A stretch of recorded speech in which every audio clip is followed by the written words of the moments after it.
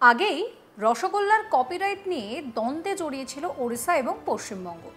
শেষ পর্যন্ত অবশ্য রসগোল্লার স্বীকৃতি মিলেছে পশ্চিমবঙ্গেরই। কিন্তু এবার ওড়িশা সরকার যেটা করলো তা কার্যত নজিরবিহীন। জানা গিয়েছে পুরীর জগন্নাথ মন্দিরের পুজো পদ্ধতির আচার অনুষ্ঠানের উপরে কপিরাইট দাবি করতে চলেছে ওড়িশা সরকার। যেটা জানা যাচ্ছে, দীঘার জগন্নাথ মন্দিরকে জগন্নাথ ধাম ঘোষণা নিয়ে ইতিমধ্যেই পশ্চিমবঙ্গ সরকারের সঙ্গে টানাপোড়েন অব্যাহত রয়েছে পুরীর জগন্নাথ মন্দির কর্তৃপক্ষের। এর মধ্যে আবার গোদের ওপর বিস্ফোরার মতো কাজ করেছে বিদেশের মাটিতে ইসকনের আয়োজনে অকাল রথযাত্রা এবং স্নানযাত্রা।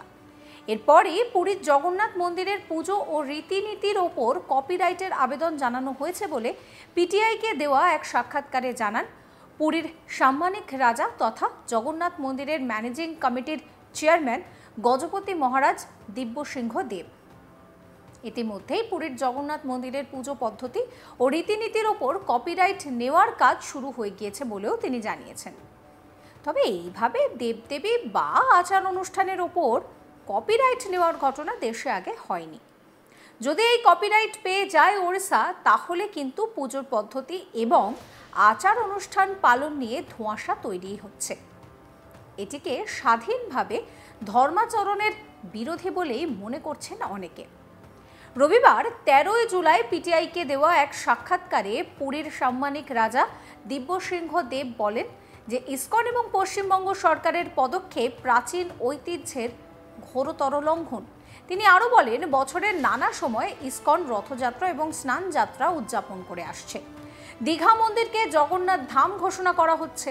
বিশ্বব্যাপী ভগবান জগন্নাথের প্রত্যেক ভক্তের জন্য এগুলো কিন্তু বেশ উদ্বেগের। এগুলো আমাদের পবিত্র ধর্মগ্রন্থ বা প্রাচীন ঐতিহ্যকেও লঙ্ঘন করে। এই ধরনের ঘটনা যাতে আর না ঘটে, সেই জন্যেই পুরীর জগন্নাথ মন্দিরের আচার অনুষ্ঠান, পুজোর যে পদ্ধতি তার উপরে কিন্তু কপিরাইটের দাবি জানানো হয়েছে।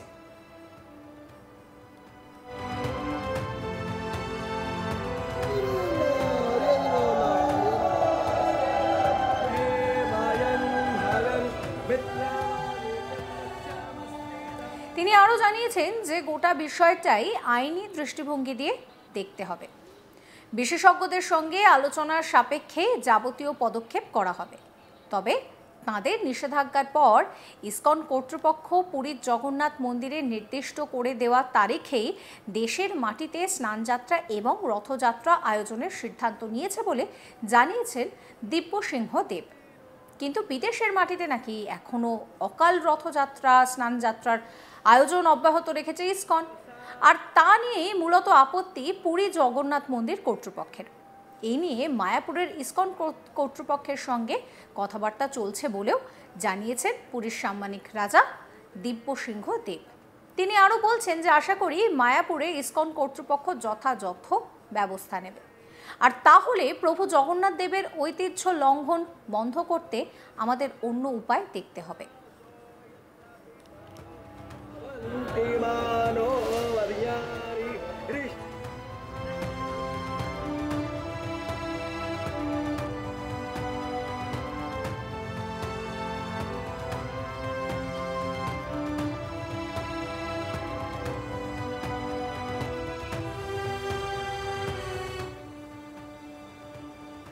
এদিকে পশ্চিমবঙ্গের দীঘায় জগন্নাথ মন্দিরকে জগন্নাথ ধাম বলে ঘোষণা করার বিষয়টিতে আপত্তি রয়েছে পুরীর জগন্নাথ মন্দির কর্তৃপক্ষের।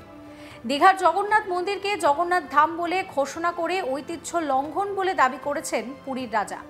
এইভাবে দীঘার জগন্নাথ মন্দিরকে এই জগন্নাথ ধাম ঘোষণা করায় শুধু পুরীর মন্দির কর্তৃপক্ষ নয়, পুরীর গোবর্ধন পীঠের শঙ্করাচার্য, বদ্রীনাথের যোশী মঠের শঙ্করাচার্য এবং মুক্তিমণ্ডপ পণ্ডিত সভাও বিষয়টিতে ঐতিহ্যকে লঙ্ঘন করা হয়েছে বলেই জানিয়েছেন। যদিও দীঘার জগন্নাথ মন্দিরকে জগন্নাথ ধাম ঘোষণার পর বাংলার মুখ্যমন্ত্রী মমতা ব্যানার্জিকে চিঠি দিয়েছিলেন ওড়িশার মুখ্যমন্ত্রী মোহন চরণ মাঝি। জগন্নাথ ধাম শব্দটি যাতে ব্যবহার করা না হয় তার জন্য আবেদন জানান ওড়িশার মুখ্যমন্ত্রী। এই বিষয়ে পুরীর রাজা দিব্যসিংহ দেব বলেন যে আমরা চাই দুই রাজ্য সরকার একসঙ্গে বসে এই সমস্যার সমাধান করুক, তাহলে এই বিতর্কের অবসান ঘটবে।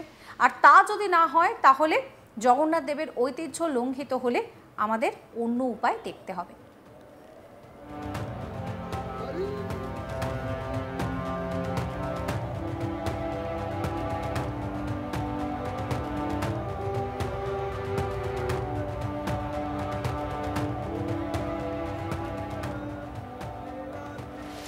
প্রসঙ্গত, দীঘার জগন্নাথ মন্দির নিয়ে সাম্প্রতিক সময়ে উত্তাল হয় রাজ্য রাজনীতি। দীঘার জগন্নাথ মন্দিরের প্রসাদ নিয়েও কটাক্ষ করেন বিজেপির তরফে সুকান্ত মজুমদার থেকে শুরু করে শুভেন্দু অধিকারী। বিজেপির তরফ থেকে মমতা ব্যানার্জি তাকে কটাক্ষ করা হয়। বিজেপির তরফ থেকে বলা হয় যে মমতা ব্যানার্জি নিজেই রাজনীতির রথে নেমে গিয়েছেন, এখন তিনি হিন্দু সাজার চেষ্টা করছেন বলে কটাক্ষ করেছিলেন সুকান্ত মজুমদার। সুকান্ত মজুমদারের কটাক্ষ, বাংলায় যে মন্দির ভাঙা হয়েছে সেটা নিয়ে মমতা ব্যানার্জি কেন কোনো পদক্ষেপ করছেন না, কি ব্যবস্থা করেছেন? আর তিনি তো নিজেকে হিন্দু বলেন, তাই নিজের ধর্মকে তো সবার ওপরে রাখা উচিত। তিনি আরও বলছেন যে তিনি হিন্দু, তাই তিনি গর্বিত। সেই সময় দাঁড়িয়ে কি বলেছিলেন সুকান্ত মজুমদার শোনাবো। মমতা বন্দ্যোপাধ্যায় তো নিজেই রাজনীতির রথে নেমে গেছেন, এখন হিন্দু সাজার চেষ্টা করছেন। আরে হিন্দু সেজে আপনি কাথির জগন্নাথ মন্দির, দীঘার জগন্নাথ মন্দির নিয়ে আপনি যা করছেন সব তো বুঝলাম, ভালো। কিন্তু আমার প্রশ্নটা হচ্ছে, বেলডাঙ্গার মন্দির, কার্তিক লড়াইয়ের মন্দির বা প্যান্ডাল যাই বলুন না কেন, বা মুর্শিদাবাদের শমশেরগঞ্জের যে মন্দিরগুলো ভাঙা হলো তার কি হবে? আপনি আগামী দিনে যে মন্দির ভাঙা হবে না তার জন্য কি ব্যবস্থা করেছেন? মহেশতলাতে তুলসী গাছ উপরে ফেলে দেওয়া হলো, তা আগামী দিনে হবে না তার জন্য আপনার প্ল্যানিং কি? না, বিজেপি রদ করে না। দেখুন, আমাদের অবস্থান স্পষ্ট। আমি হিন্দু, আমি অন্য ধর্মকেও সম্মান করি, আমার নিজের ধর্মকে সর্বাগ্রে রাখি, এটাই স্বাভাবিক। আমি আমার ধর্মকে ছোট করে অন্য ধর্মের সম্মান করতে পারবো না, তার জন্য আমাকে যদি কেউ সাম্প্রদায়িক বলে বলুক, কোনো অসুবিধা নেই। আমি হিন্দু হিসেবে, গর্বিত হিন্দু হিসেবে আমি যেখানেই থাকবো রথের দড়িতে টান মারবো। আমি নিজের এলাকায় থাকলে পরে নিজের এলাকায় রথের দড়িতে টান দিই। এবার এখানে আছি, কলকাতায় থাকবো তো কলকাতায় রথের দড়িতে টান দেবো। সেরকম বিরোধী দলনেতা যেখানে থাকবেন সেখানে রথের দড়িতে টান। বিজেপির প্রত্যেকটি নেতা কর্মী তারা যেখানে থাকবেন রথে সামিল হবেন তারা। এবার জগন্নাথ প্রভুর প্রসাদ যদি কেউ বিতরণ করতে চান তো ভালো ব্যাপার, তো এর মধ্যে ক্ষতির কি আছে? এ তো প্রসাদ আমরা দেখতেই পাচ্ছি, হালাল প্রসাদ আসছে, তো সেই নয়তো ডিমান্ড বাড়তে পারে। মেটিয়াবুরু যে প্রসাদের ডিমান্ড বাড়লে আবার আলাদা বিষয়। তবে ফিরহাদ হাকিম সাহেবের কাছে প্রসাদ হালাল না হারাম সেটা তো আগে ক্লিয়ার করতে বলুন। দীঘার পেছনে রাজনীতি আছে, দীঘা তো মন্দির নয়। আমরা মন্দিরে গিয়ে রথের দড়ি দাঁড়ি, মুখ্যমন্ত্রী বলছেন, মুখ্য সচিব বলছেন এটি একটি cultural centre, Jagannath cultural centre. আর মুখ্যমন্ত্রী তার প্রসাদকে নিয়ে হালাল প্রসাদ দেবেন? হয় এটা?